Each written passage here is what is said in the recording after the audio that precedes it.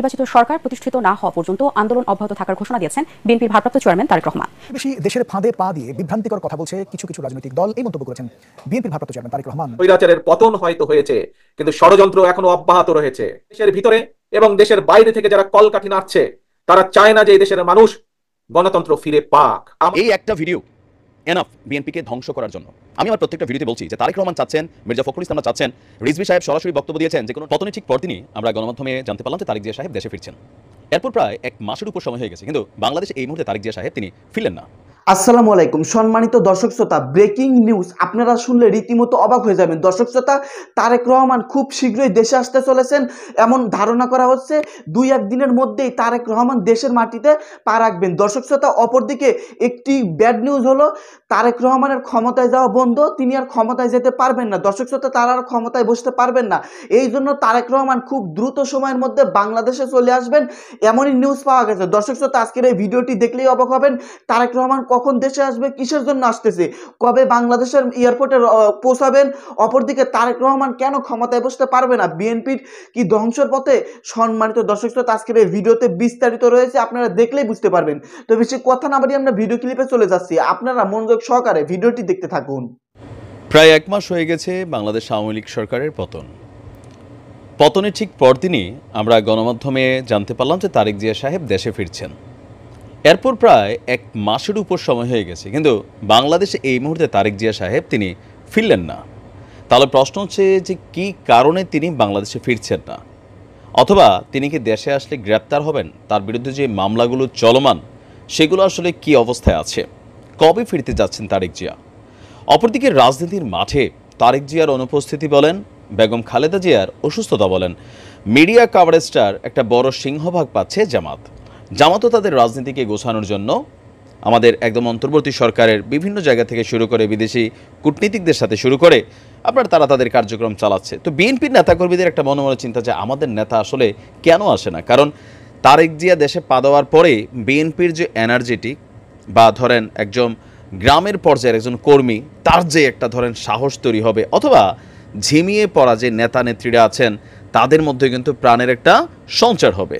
আর এই বিষয়টার জন্য তারেক জিয়ার দেশে আসা খুবই জরুরি। তো অবশেষে আমি প্রথমে তারেক জিয়া সাহেবকে ধন্যবাদ দিতে চাই যে এই সিদ্ধান্তটা নেওয়ার জন্য।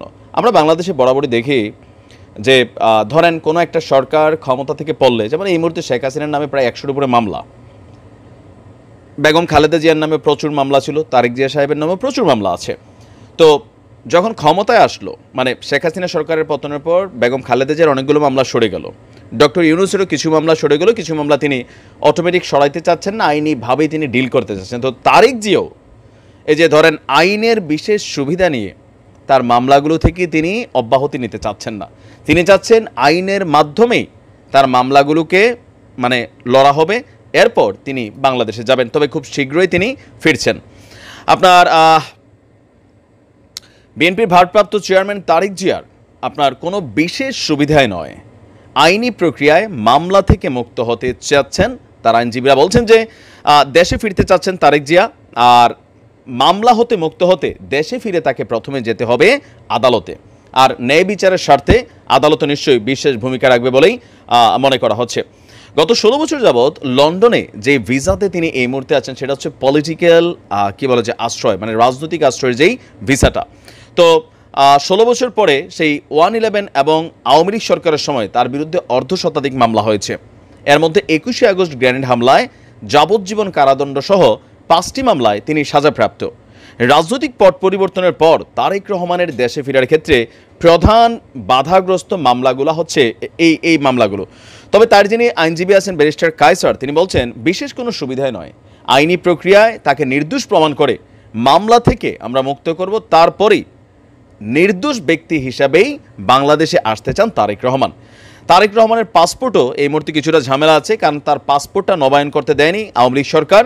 তারেক রহমান আইনের প্রতি শ্রদ্ধাশীল, তিনি সংবিধানের প্রতি শ্রদ্ধাশীল, যে কারণে ওনার বিরুদ্ধে যেসব মামলার রায় হয়েছে সেগুলো তিনি এবং তার দলের যে আইনজীবীরা আছেন তারা মোকাবেলা করবেন, আর যেগুলোর রায় হয়নি সেগুলোর বিষয়েও আপনার আইনগতভাবে তারা পদক্ষেপ নিতে যাচ্ছে।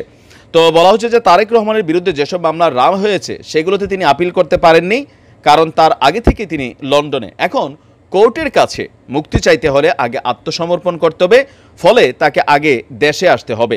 আর দেশে এসেই তিনি আদালতের কাছে আত্মসমর্পণ করবেন, সেখান থেকে যথাযথ আইনি প্রক্রিয়া মেনে তিনি আপনার তার যে মামলাগুলো আছে সেগুলোকে শেষ করবেন। পরিকল্পনা সুন্দর।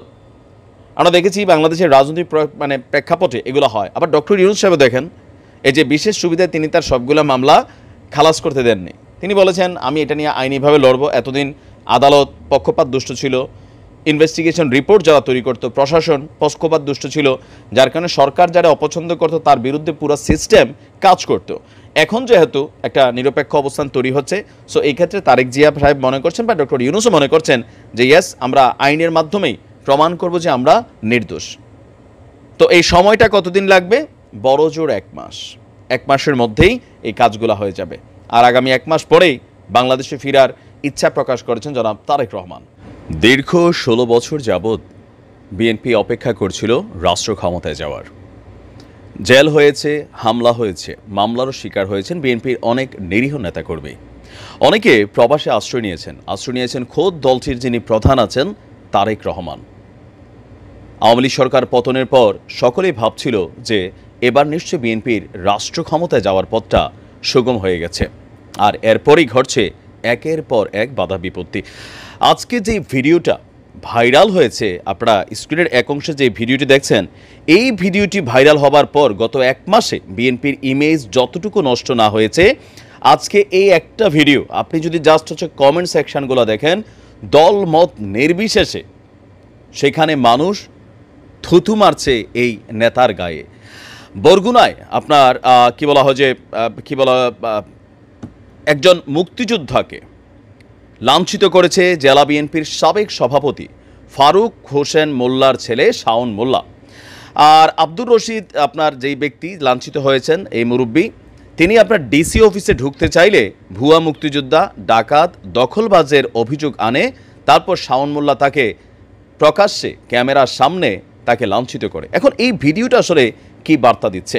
এই ভিডিও দেখে অনেকে বলছেন না এটা তো ঠিকই আছে। তো এটা যদি ঠিক থাকে তাহলে ছাত্রলীগের দোষ করছে কি এতদিন? আপনার যদি মনে হয় যে এটা ঠিক আছে, এত বয়স্ক একজন মুরব্বী মানুষ, তিনি যদি কোনো অন্যায় করে থাকেন তার বিরুদ্ধে আইনি ব্যবস্থা নেন। কিন্তু প্রকাশ্যে এরকম একজন মুরব্বীকে মারার পরে যারা কমেন্ট সেকশনে ঠিক আছে, আপনার আব্বারে কালকে যদি এরকম রাস্তাঘাটে ধইরা কেউ থাপড়াইয়া দেয়, তখন আপনার কি মনে হবে যে ঠিক আছে? বা আওয়ামী লীগের সময় আপনার আব্বা যদি এরকম থাপ্পড় খাইয়া থাকে, তা আপনার তখন কেন মনে হয় না যে ঠিকই আছে, এর আগে তো বিএনপি এটাই করে গেছে?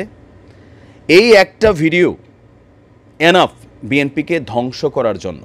আমি আমার প্রত্যেকটা ভিডিওতে বলছি যে তারেক রহমান চাচ্ছেন, মির্জা ফখরুল ইসলামরা চাচ্ছেন, রিজভী সাহেব সরাসরি বক্তব্য দিয়েছেন যে কোনো নিরপরাধ মানুষ আওয়ামী লীগ করছে ফ্যাক্ট না, কোনো নিরপরাধ মানুষকে যেন হয়রানি করা না হয়। আবার গতকালকে আরও বেশ কিছু ঘটনা ঘটেছে সারা বাংলাদেশে।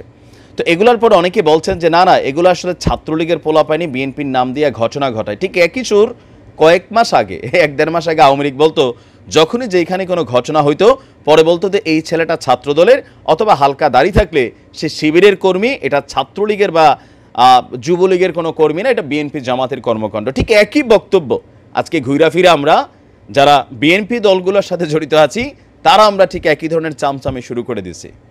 আমাদের নফসের মধ্যে এই কিলাকিলির একটা মেন্টালিটি আছে। এখন আপনার কি মনে হয় যে ভিপি নূর এতদিন খুব ভালোবাসতেন, এখন যখন ভিপি নূর বিএনপির এসব কর্মকাণ্ড নিয়ে সমালোচনা করে ভিপি নূরের দালাল মনে হয়, তাই না?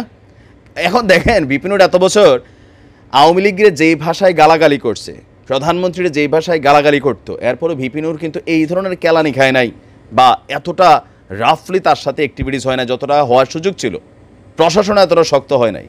তাহলে আজকের দিনে এই মুরব্বী একটা ইয়াং ছেলে টু ইয়াং ছেলে হইতে পারে, সেটা আমি মাইনা নেই, অনেক জায়গায় হয়, কিন্তু বাবার বয়সী একজন বৃদ্ধ, তার গায়ে প্রকাশ্যে এইভাবে হাত তোলা বিএনপির আগামী দিনের ক্ষমতায় যাওয়ার যে স্বপ্ন সেটাকে ধূলিসাৎ করে দিবে। আর এটার অ্যাডভান্টেজটা কারা পাচ্ছে? জামায়াত ইসলাম পাচ্ছে। বরাবরই ভেতরে কি জানি না, বাট আউটে জামায়াতের নেতাকর্মীরা যেই ভদ্রতা দেখাচ্ছে, সেই ভদ্রতা আগামী 2-2.5 বছর ইউনূস সরকার ক্ষমতায় থাকলে এই ধরনের নেতাকর্মীরা বিএনপিকে উচ্ছন্নে নিয়ে যাবে।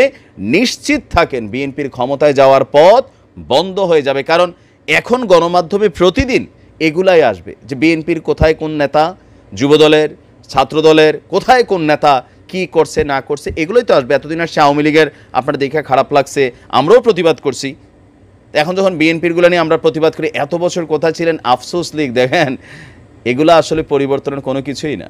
তো এই কারণে সবাই বলে যেই লাউ সেই কদু। তবে তারেক রহমান সাহেবের উদ্দেশ্যে আমাদের কিছু বক্তব্য, আমি জানি না আমাদের বক্তব্য তিনি শোনেন কিনা। এই ঘটনাগুলোতে তাৎক্ষণিকভাবে আপনার বরগুনার যে বিএনপির সভাপতি আছেন তার নেতৃত্বে একটা মামলা করা উচিত। তাকে অতি দ্রুত তাকে স্থানীয় বিএনপির নেতাকর্মীরা তাকে খুঁজে বের করে গণধোলাই দিয়া তাকে আইনের হাতে সোপর্দ করতে হবে, যদি আপনারা আপনাদের ইমেজ রক্ষা করতে চান। কারণ আগেও ঠিক একই ঘটনা হয়তো, দল সেটাকে সেভ করে দিত, বলতো এরা ছাত্রলীগের না, এরা বিএনপি অথবা জামাতের। আজকে যদি একই ঘটনা বিএনপি থেকে করা হয় তাহলে কিন্তু পার্থক্য থাকবে না। এই মুহূর্তে বিএনপি এই ঘটনাটাকে রিকভার করার জন্য বা পরিষ্কার ইমেজে ফেরার জন্য এই শাওন মোল্লাকে স্থানীয় বরগুনাবাসী গণধোলাই দিয়া তাকে আইনের হাতে সোপর্দ করেন। এই ধরনের দুই একটা ঘটনায় এনাফ যে বিএনপি ক্ষমতায় গেলে কি করবে। মানুষ এমনিই ভাবতেছে প্রত্যেকটা এলাকায় টুকিটাকি এই যে টোকাই টাইপের এই ধরনের কিছু ছেলেপেলে আছে, এরা কিন্তু অলরেডি শুরু করে দিছে। ভাই আমার এলাকা তো শুরু হয়েছে, এগুলা কিন্তু যার যার এলাকার খবরটা শেষে জানতেছেন। আবার এখন কথা বলতে গেলে এই যে কমেন্টে আক্রমণ করেন, অথবা যারা বলে যে আলহামদুলিল্লাহ, আপনি কি উস্কাচ্ছেন? তাহলে তো আওয়ামী লীগ যখন ক্ষমতায় ছিল তাদের বিরুদ্ধে কথাগুলো আপনারা থাপড়াইছে, মারছে, অপরাধটা কি করছে আমি বুঝিনি। আজকে যদি এটা সঠিক হয় তাহলে এত বছর আওয়ামী লীগ যুবলীগ যা করছে সব হালাল। আপনি কেন তখন প্রতিবাদ করছেন? কেন বলছেন যে স্বৈরাচার স্বৈরাচার? দল সেটাকে প্রটেস্ট করছে, এই জন্যই তো। এই ধরনের ঘটনাগুলো কোনোভাবেই মেনে নেওয়া যায় না। বিএনপির ভালোর জন্য বলছি, আপনারা এই বিষয়গুলোকে কন্ট্রোল করেন, দৃষ্টান্তমূলক শাস্তিতে নিয়ে যান। সারা বাংলাদেশে প্রতিদিন এই ঘটনাগুলো বাড়ছে একটার পর একটা। আইন কারোরই নিজের হাতে তুলে নেওয়ার সুযোগ নেই। আজকে হিরো আলমের সাথে যেটা হয়েছে সেটাও কিন্তু অন্যায় হয়েছে। একই ঘটনা আরাফাতের সময় এটা হয়েছিল, এটা আন্তর্জাতিক অঙ্গনে চলে গেছে, কারণ বিএনপি সেটাকে আন্তর্জাতিক অঙ্গনে নিতে সাহায্য করেছে। আজকে মুশফিক ফজল আনসারিকে এই বিষয়টা নিয়ে মার্কিন পররাষ্ট্র মন্ত্রণালয়ে তিনি বক্তব্য দিবেন না। বিএনপির ইমেজ নষ্ট হবে। তখন কেন দিছেন? আওয়ামী লীগের ইমেজ নষ্ট করতে। এগুলাই হচ্ছে সমস্যা আমাদের। যদি কোনো ব্যক্তি অন্যায় করে থাকে, অপরাধ করে থাকে, বিএনপি কি ক্ষমতায় আসছে? আর যদি ক্ষমতায় আসেও তাহলে কি আপনারা এইভাবে প্রকাশ্যে পিটাবেন? তো এরপরে আপনি ক্ষমতার থেকে গেলে আপনার গোষ্ঠী সহ উদ্ধার আওয়ামী লীগ করছে বা অতীতে করছে, তাহলে করবে। এগুলোই তো খেলার ভিতরে পড়ে থাকতে হবে। তাহলে বাংলাদেশে পরিবর্তন হবে কবে? কিসের পরিবর্তন আমরা চাচ্ছি? এই ঘটনাটা কোনোভাবেই আমি বিশ্বাস করি বিএনপির করেন বা জামাত করেন সজ্জন ব্যক্তি এটাকে মেনে নিতে পারে না। তীব্র নিন্দা জানাচ্ছি, অতি অনতিবিলম্বে তাকে গ্রেপ্তারের আহ্বান জানাচ্ছি। এই তিনি মুক্তিযোদ্ধা হন, ভুয়া হন, বাটপার হন, চিটার হন, যাই হন, বাবার বয়সে একজন মানুষের গায়ে এভাবে হাত তোলাটাকে আমরা এনকারেজ করতে পারি না। নিশ্চয়ই তারেক জিয়া এটার ব্যবস্থা নেবেন, নয়তো বিএনপির সম্মানিত দর্শক শ্রোতা, বিস্তারিত ভিডিওতে দেখতে পারলেন তারেক রহমান কখন দেশে আসবে, আর তারেক রহমান দেশে আসতেছে না কিসের জন্য। অপরদিকে সেই সাথে জানতে পারলেন বিএনপি ধ্বংসের পথে, তারেক রহমান কোনোদিন ক্ষমতায় যেতে পারবে না, বিএনপি কোনোদিন রাজনীতির বুকে আসতে পারবে না, এমনই গুঞ্জন সোশ্যাল মিডিয়াতে শোনা যাচ্ছে। অপরদিকে তারেক রহমান দেশে আসতেছেন খুব দ্রুত সময়ের মধ্যে, গোপন সূত্রে এটাই পাওয়া গেছে। যাই হোক, এই সম্পর্কে আপনাদের মতামত থাকলে ভিডিওর কমেন্ট বক্সে জানিয়ে দিবেন খুব দ্রুত।